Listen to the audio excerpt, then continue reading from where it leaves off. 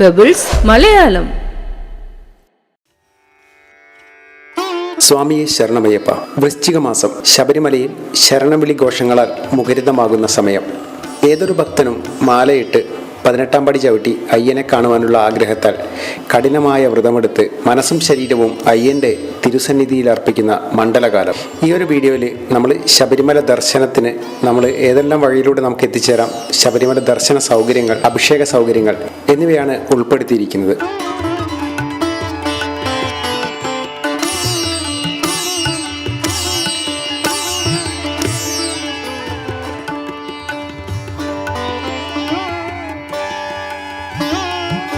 ആദ്യമായി നമുക്ക് എങ്ങനെ എത്തിച്ചേരാമെന്നാണ് നോക്കുന്നത്. ശബരിമലയുടെ പാരമ്പര്യ പാതയിലൂടെ നമുക്ക് എങ്ങനെ എത്തിച്ചേരാമെന്ന് നോക്കാം.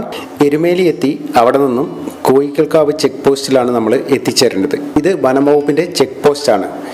ഇവിടെ നമ്മൾ നമ്മുടെ പേരും വിവരങ്ങളും കൊടുത്ത ശേഷമാണ് നമ്മൾ കാനനപാതയിലേക്ക് പ്രവേശിക്കുന്നത്. ഇവിടെ നിന്നും വനം തുടങ്ങുകയാണ്. അപ്പം നമ്മൾ ഇവിടെ നിന്നും കാനനയാത്ര ആരംഭിക്കുന്നു. അടുത്തായിട്ട് നമ്മൾ എത്തിച്ചേരുന്നത് കാളകെട്ടിയിലാണ്. അപ്പോൾ 2 മണിക്ക് ശേഷം ഇതുവഴിയുള്ള പ്രവേശനം നിരോധിച്ചിരിക്കുകയാണ്. നല്ല ഘോര വനമായതിനാൽ ഒരു ഇടത്താവളത്തിൽ എത്തുവാനുള്ള സമയമാണ് നോക്കുന്നത്. അപ്പോൾ 2 മണിക്ക് നമ്മൾ ഇവിടെ നിന്ന് യാത്ര ആരംഭിച്ചാൽ രാത്രിക്ക് മുമ്പേ നമുക്ക് ഇടത്താവളത്തിൽ എത്തിച്ചേരാൻ പറ്റത്തില്ല. അതിനാൽ നമുക്ക് ഇവിടെ നിന്നും പ്രവേശനം 2 മണിക്ക് ശേഷം ഇവർ നിരോധിച്ചിരിക്കുകയാണ്. അതിനുശേഷം നമ്മൾ എത്തിച്ചേരുന്നത് കാളകെട്ടിയാണ്. കാളകെട്ടിയിൽ നിന്ന് അഴുത, മുക്കുഴി, പുതുശ്ശേരി, കരിമല, വലിയാനവട്ടം, ചെറിയാനവട്ടം, പാണ്ടിത്താവളം, പമ്പ എന്നിങ്ങനെയാണ് നമ്മൾ എത്തിച്ചേരുന്നത്. ഈ ഒരു വഴി എന്ന് പറയുമ്പം അതികഠിനമായിട്ടുള്ള കുത്തനെയുള്ള കയറ്റങ്ങളും ഇറക്കങ്ങളും എല്ലാം നിറഞ്ഞതാണ്. അതുമാത്രമല്ല വന്യമൃഗങ്ങൾ നിറയെയുള്ള വഴിയാണ്. അതിനാൽ നമ്മൾ വനം വകുപ്പിൻ്റെയും ദേവസ്വം ജീവനക്കാരുടെയും നിർദ്ദേശങ്ങൾ ശരിയായ രീതിയിൽ പാലിച്ചുകൊണ്ട് വേണം ഇതിലെ യാത്ര ചെയ്യേണ്ടത്. പ്രത്യേകിച്ച് നമ്മൾ വനത്തിൽ കയറുമ്പോൾ നമ്മൾ പാലിക്കേണ്ട മര്യാദകൾ നമ്മൾ പാലിച്ചുകൊണ്ടായിരിക്കണം യാത്ര ചെയ്യേണ്ടത്. അടുത്ത പാത വരുന്നത് പുൽമേട് വഴിയാണ്. സത്രത്തിൽ നിന്നും സന്നിധാനം വരെ 12 കിലോമീറ്ററാണ് ദൂരം വരുന്നത്.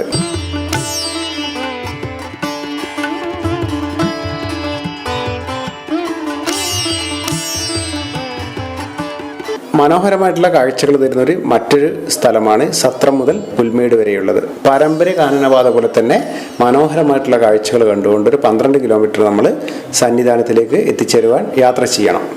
ഇതിൽ മിക്കവാറും പുല്ലുകൾ മാത്രമുള്ള കുറേ മലകളാണ് നമ്മൾ കൂടുതലായിട്ട് താണ്ടി പോകേണ്ടത്. എന്നാൽ നമ്മൾ കാനനപാതയിൽ, പാരമ്പര്യമായിട്ടുള്ള കാനനപാതയിൽ ഘോര വനങ്ങളിലൂടെയാണ് നമ്മൾ യാത്ര ചെയ്യുന്നത്. ഈ 2 സ്ഥലങ്ങളിലും ഒരേപോലെ വന്യമൃഗങ്ങളുടെ ആവാസ കേന്ദ്രമാണ്. അപ്പോൾ അതിൻ്റെതായ സുരക്ഷാ മുൻകരുതലുകൾ എടുത്തുകൊണ്ട് വേണം നമ്മൾ യാത്ര ചെയ്യാനായിട്ട്. അടുത്തായിട്ട് നമ്മൾ മറ്റു വാഹനങ്ങളിലും ബസ്സുകളിലെല്ലാം എത്തിച്ചേരുന്ന ഏറ്റവും കൂടുതൽ ആളുകൾ ശബരിമലയ്ക്ക് എത്തിച്ചേരുന്ന വഴിയാണ് നമ്മൾ പരിചയപ്പെടുന്നത്. കോട്ടയം അല്ലെങ്കിൽ ചെങ്ങന്നൂർ ഏറ്റവും അടുത്ത റെയിൽവേ സ്റ്റേഷൻ അതാണ്.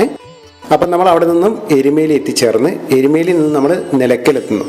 നിലയ്ക്കൽ നിന്ന് നമ്മൾ പമ്പയിലേക്ക് എത്തുന്നു. പമ്പയിൽ നിന്നും നമ്മൾ സന്നിധാനത്തിലേക്കും.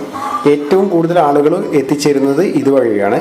കോട്ടയം, ചെങ്ങന്നൂർ, എരുമേലി എന്നിവിടങ്ങളിലെല്ലാം നമുക്ക് ഓരോ 10 മിനിറ്റിലും KSRTC ബസ് ലഭിക്കും. അപ്പം പമ്പയിലേക്കും നിലയ്ക്കലേക്കും നമുക്ക് നേരിട്ട് ബസ് ഇവിടെ നിന്നും ലഭ്യമാണ്. അടുത്തായിട്ട് നിലയ്ക്കൽ നിന്നും എങ്ങനെ നമുക്ക് ശബരിമല എത്തിച്ചേരാമെന്നാണ് നമ്മൾ നോക്കുന്നത്. നിലയ്ക്കൽ നിന്ന് നമുക്ക് പമ്പയ്ക്ക് KSRTCയുടെ സർവീസ് ഉണ്ട്. 24 മണിക്കൂർ ഈ ഒരു സർവീസ് ലഭ്യമാണ്. അപ്പം നമ്മൾ സ്വന്തം വാഹനങ്ങളിലാണ് വരുന്നതെങ്കിൽ നിലയ്ക്കൽ വരെയാണ് നമുക്ക് വാഹനങ്ങൾക്ക് പെർമിഷൻ നൽകുന്നുള്ളൂ. നിലയ്ക്കലാണ് നമുക്ക് പാർക്കിംഗ് സൗകര്യം ഏർപ്പെടുത്തിയിരിക്കുന്നത്. അപ്പം ഇവിടെ പാർക്കിങ്ങിന് ചെറിയൊരു ചാർജ് നമ്മൾ നൽകേണ്ടതുണ്ട്. ബസ്സിന് 100 രൂപയും അതുപോലെ മിനി ബസ്സിന് 70 രൂപയും കാറ്, ജീപ്പ് എന്നിവയ്ക്കെല്ലാം 30 രൂപയാണ് ചാർജ് വരുന്നത്.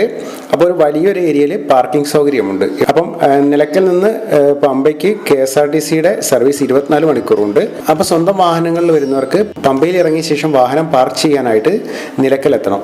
തിരിച്ചു വരുമ്പോൾ നമുക്ക് പമ്പയിൽ നിന്ന് നിലയ്ക്കലേക്ക് KSRTC ബസ്സിൽ വരാം. അപ്പം നമുക്ക് പമ്പയിൽ തന്നെ ഇത് അഡ്വാൻസ് ആയിട്ട് നമുക്ക് ബുക്ക് ചെയ്യാനുള്ള കൗണ്ടറും കാര്യങ്ങളൊക്കെ ഉണ്ട്.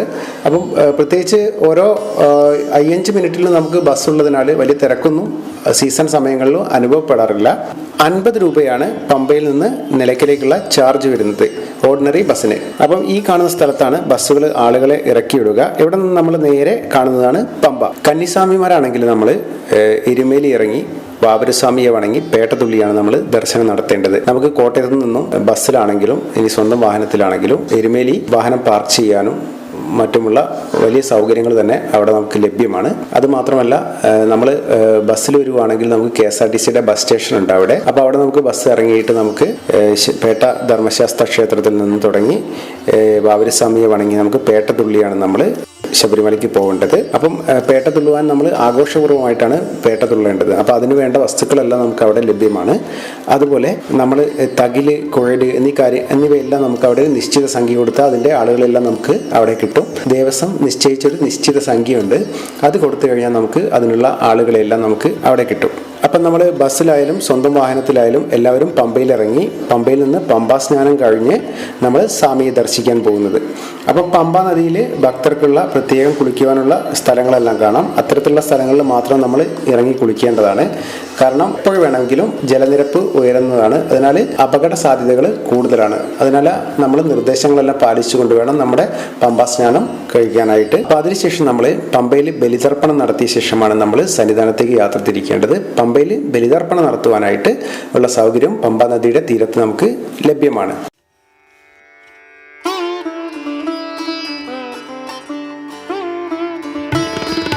അതുപോലെ തന്നെ നമുക്ക് ശബരിമല ദർശനത്തിന് വെർച്വൽ ക്യൂ ടിക്കറ്റ് ബുക്കിംഗ് സൗകര്യം പമ്പയിൽ കൗണ്ടറുണ്ട്. അവിടെ നിന്ന് നമുക്ക് ബുക്ക് ചെയ്തിട്ട് ദർശനം സുഖമായിട്ട് നടത്താം.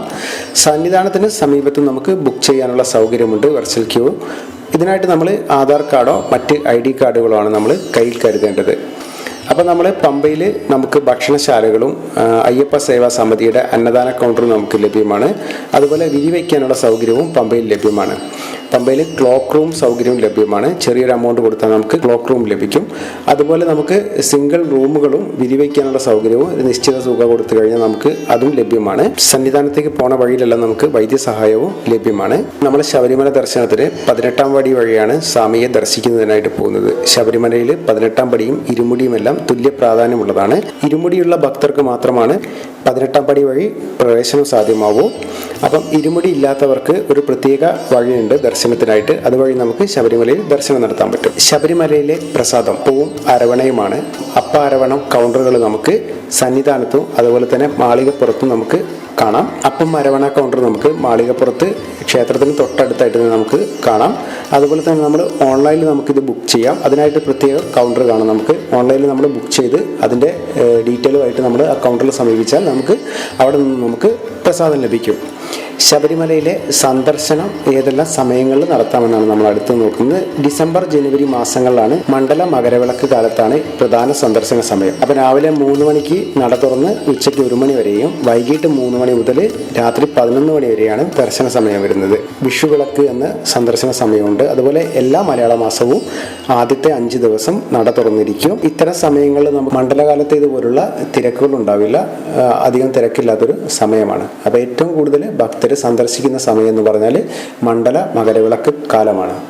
ശബരിമല അയ്യപ്പൻ അഭിഷേക പ്രിയനാണ്. അതിനാൽ നെയ്യഭിഷേകം ശബരിമലയിലെ ഒരു പ്രധാന വഴിപാടാണ്. അതിനായിട്ട് ഭക്തർ നെയ്യ് കൊണ്ടുവരും. രാവിലെ 3:30 മുതൽ 7:30 വരെയും അതുപോലെ 8:30 മുതൽ 11 മണി വരെയും നെയ്യഭിഷേക സൗകര്യം ലഭ്യമാണ്. അപ്പം നമ്മൾ ശബരിമല ദർശനവുമായി ബന്ധപ്പെട്ട കുറച്ച് കാര്യങ്ങളാണ് ഇവിടെ പങ്കുവച്ചത്. അപ്പോൾ ഈ ഒരു വീഡിയോ നിങ്ങൾക്ക് ഇഷ്ടപ്പെട്ടെന്ന് കരുതുന്നു. നമുക്ക് അടുത്ത വീഡിയോയിൽ കാണാം.